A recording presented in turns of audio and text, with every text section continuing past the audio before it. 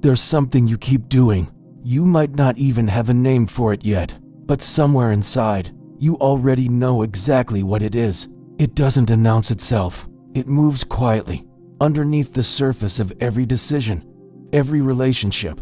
Every morning you wake up feeling like something is slightly off, but can't locate where. And the strangest part is you've been doing it so long, it doesn't even feel like something you're doing anymore. It just feels like you. That's what makes this so difficult to talk about.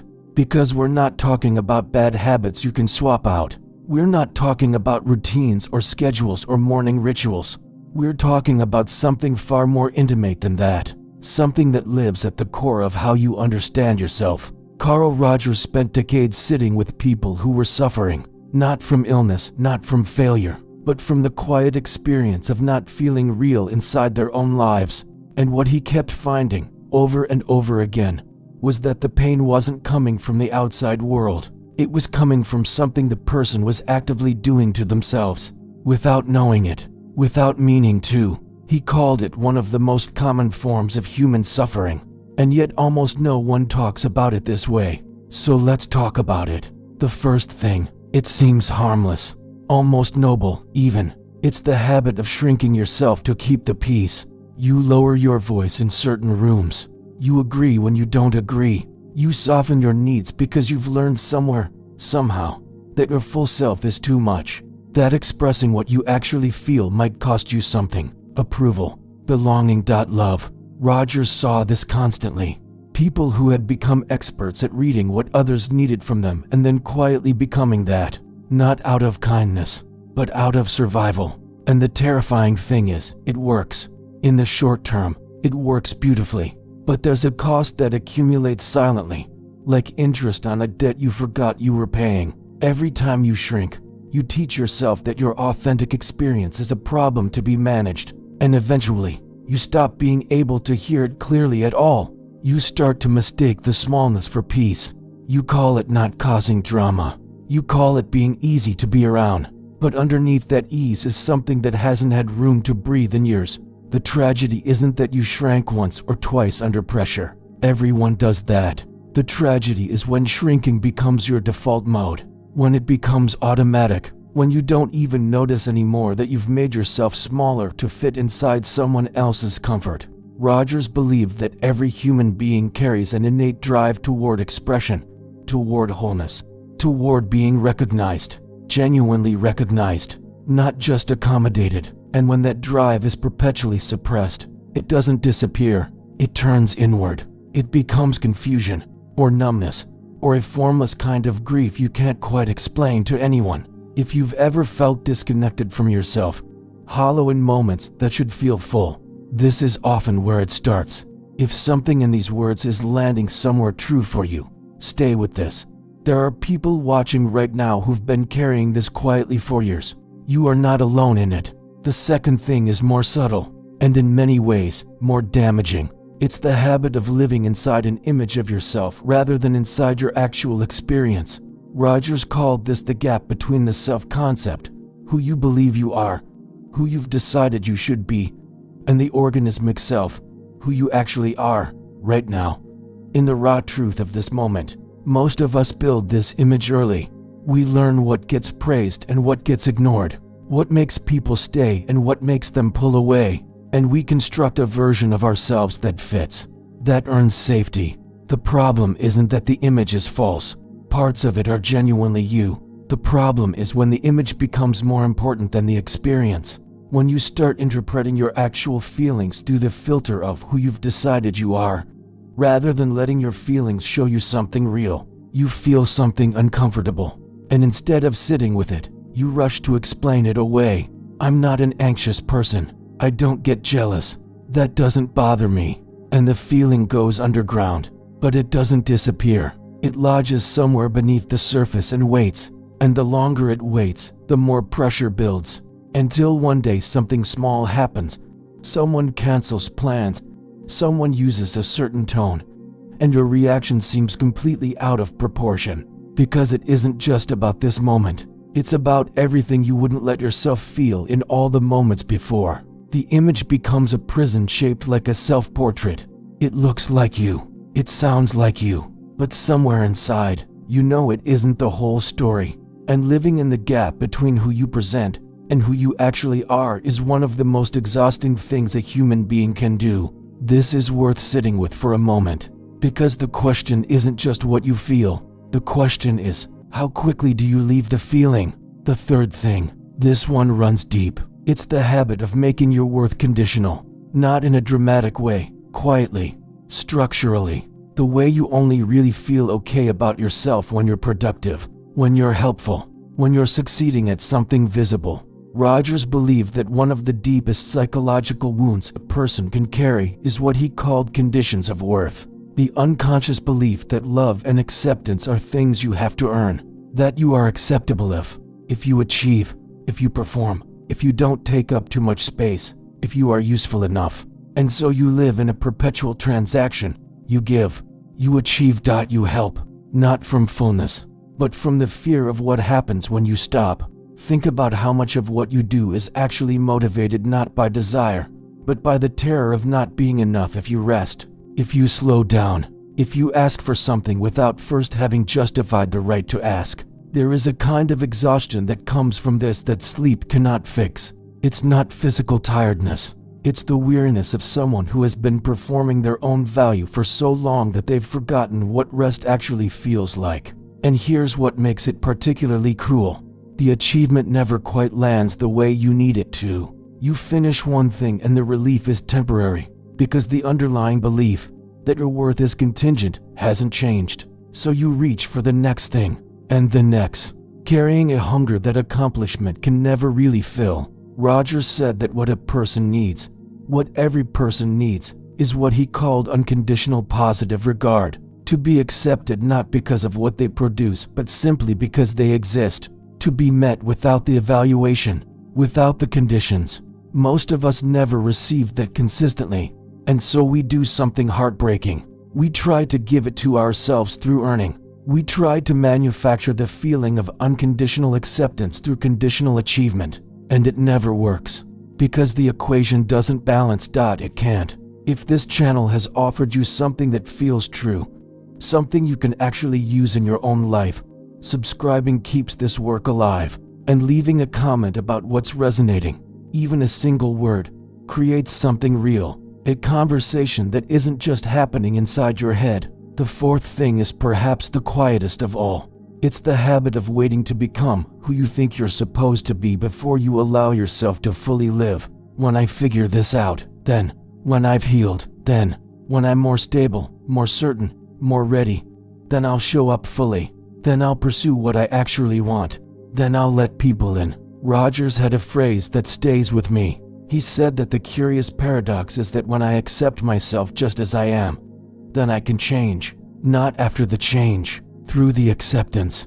But that requires something most of us were never taught. The capacity to be with yourself as you actually are right now, uncertain, unfinished, sometimes inconsistent, without treating that as a problem to be solved before life can begin.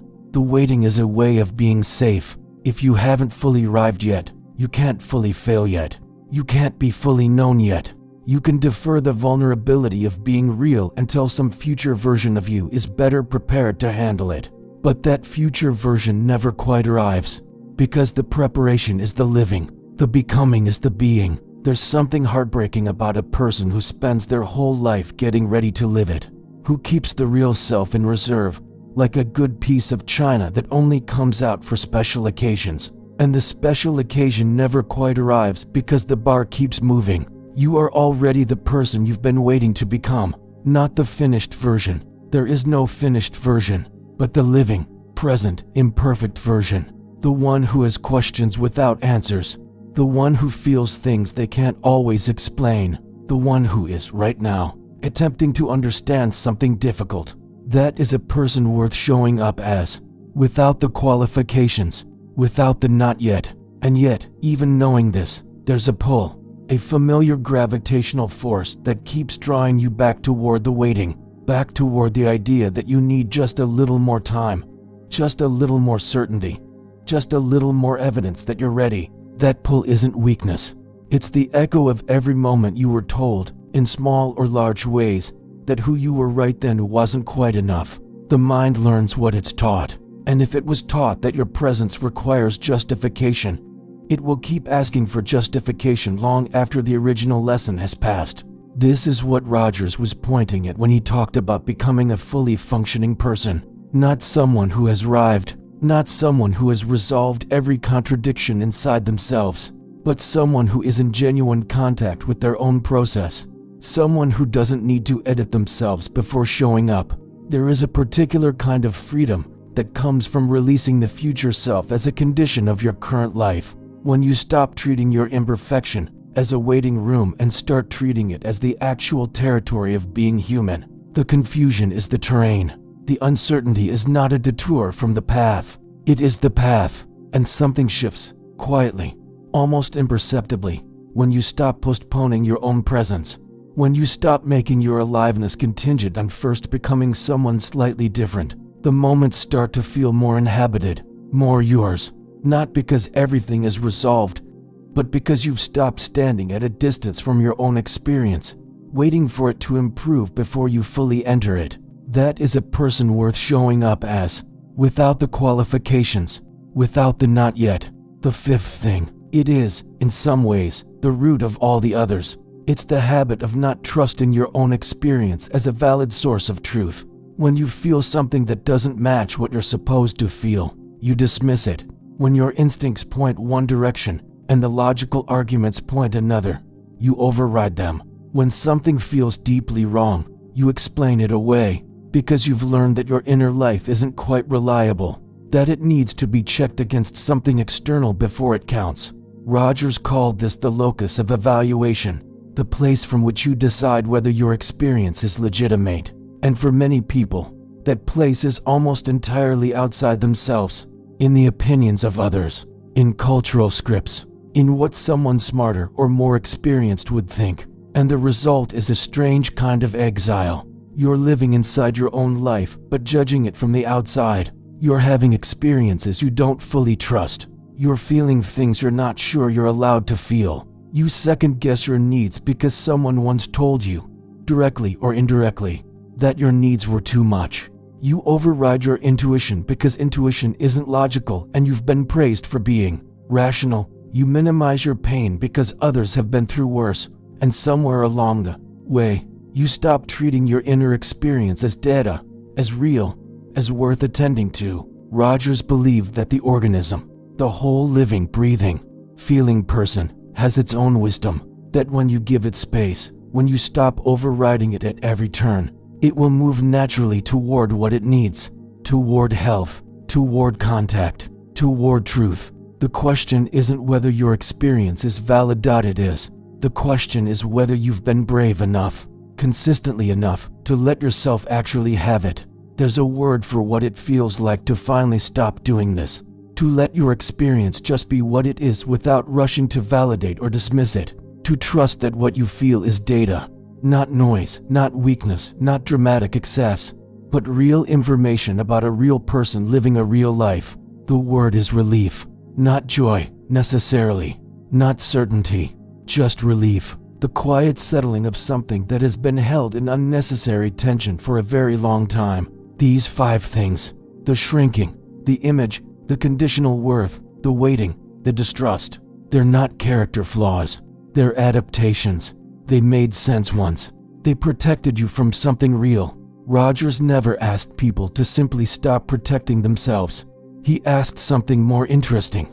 He asked, what would it cost you to be honest with yourself right now, just for a moment, about what's actually happening inside you? Not to fix it, not to change it, just to acknowledge it. Because acknowledgement, real acknowledgement, not the kind you perform, is the beginning of something. It's the first movement toward a life that doesn't require you to be someone else in order to be safe inside it. There is something quietly radical about a person who decides to stop running from their own inner experience, who sits with what is uncomfortable instead of explaining it away, who stops managing the impression and starts attending to the reality, not perfectly, not without backsliding, but with the kind of gentle, persistent honesty that Rogers described as the foundation of psychological health, not the absence of struggle, but the growing willingness to be present for it. There's something about knowing other people are sitting with the same questions, not solving them, just sitting with them, that makes the sitting more bearable. If that's something you want more of, subscribe. And if something here cracked something open, share it, because someone you know might be carrying this quietly and not know where to put it. You don't have to become someone new. You just have to stop abandoning the person who's already here. That person has been trying to reach you.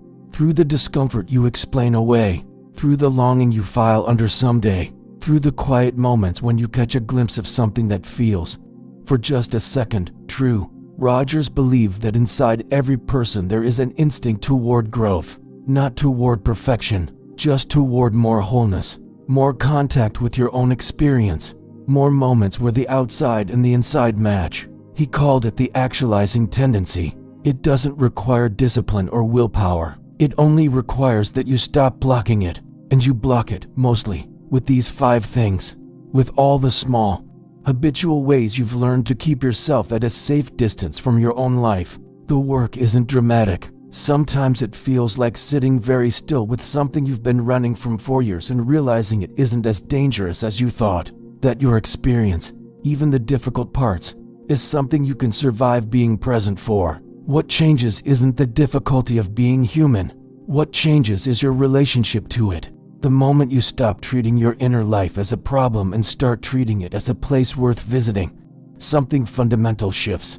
That energy, all that effort going into the management, the suppression, the performance, becomes available for presence, for contact, for the kind of living that doesn't require you to be half absent from it. That is what Rogers meant by becoming a person. Not a fixed destination, just the ongoing, imperfect, courageous act of being more fully here. Stop shrinking. Stop hiding behind the image. Stop earning your worth. Stop waiting. Stop exiling your own experience, not because someone told you to, but because somewhere inside, you already know what it costs you not to. If this video gave you something real, subscribe so you don't miss what comes next. Leave a like. It helps this work reach more people who need it. And drop a comment. What's one thing you're finally ready to stop doing? I read every single one and see what's already there.